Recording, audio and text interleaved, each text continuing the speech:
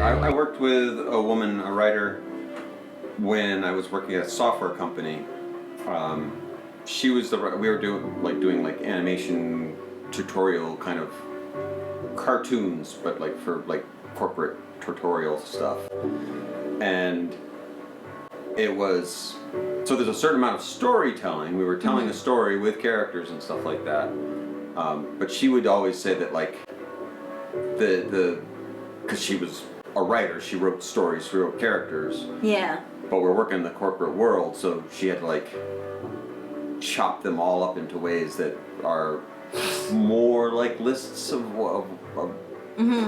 like manuals themselves. Yeah. And we were making a lot of money doing it, and we were both always talking about how it was so unfulfilling creatively, but like it was so easy to do in terms of how you just like, well, this goes here and this goes there and this goes there and this goes there. Like you know where things, how to put the story together. If it's a cake, you know what layers, like you can't put the pudding here or else the whole cake's gonna fall over. Which I think is a personality, or at least a way your brain is put together thing, because that was always, for me, the easiest part of any assignment was the documentation. But if you know any engineers, they're notoriously terrible at it. And I don't know that it's because it's hard, but it's because it's a different skill than the one that they think is important.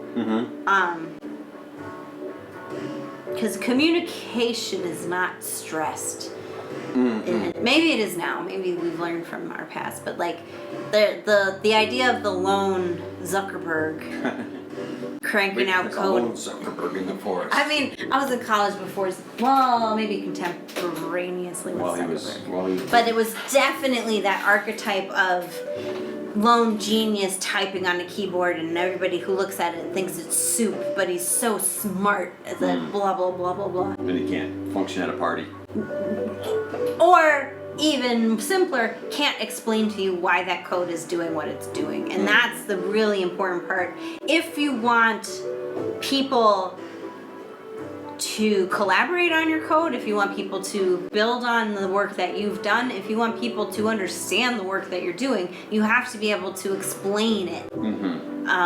And not only they're terrible at explaining it, but now you're stupid because they can't explain it. Right, well there is like a power balance of like, you don't even get what I'm doing because you can't tell me what it is. And if you can't tell me what your thoughts are, you might as well not have the thoughts. Yeah. I mean, obviously that's not true because we have Facebook, but how good is it that we have Facebook? Yeah. It seems to have a few problems. And that has, I feel, for me and my brain chemistry, the direct application to how I'm putting together these stories of like, if I can't explain to a crew and actors how I want this scene to come out, then I might as well, this scene doesn't exist. Right. And so that, for me, actually gets down to what it feels like to be writing. Because it's hard to put together a crew of people that are on the same wavelength and that you trust and are confident. Yeah. You could, I mean, in music all the time, you have like, that's why you have studio musicians that have gone to conservatory to learn how to read and know theory, so that they're good enough to know. And if they're decent human beings, they can intuitively pick up what the composer wants. Otherwise, you just have people, this isn't free jazz. We need you to play some notes here or something. Like. Yeah, or the problem of, you were saying the other day, of like, but I feel like this goes here. Okay, but I'm the conductor, composer, whatever. Yeah, I'm building a thing. If you put Jenga here, the top's going to fall off. That's not what goes there. What I wrote is what goes there.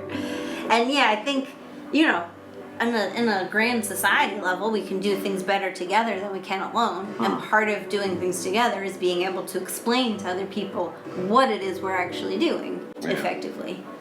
And then it is still up to them because they have free will, allegedly.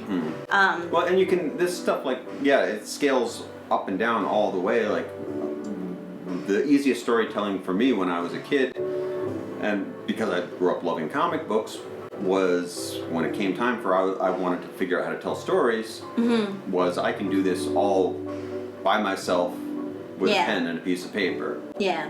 And then you look at comic books that are like the mainstream ones, and there's like, you know, a writer, an inker, a penciler, an editor or two or something on there, a colorist, and you're like, wow, a handful of people put these together. Yeah. Like, we can keep this so small. And then you like actually look at the numbers of like a small indie one person wrote and drew a whole comic of how much that actually gets seen or appreciated by anybody. And how good it is. And how good it is too. It's just kind of like, oh well, when you have one editor, I mean, there's a billion books published like every minute or whatever that are all airport crap. Mm-hmm. The amount of good and books. they're the ones that are satisfying follow the formula. Yeah. To bring it back to our discussion. Ding dong.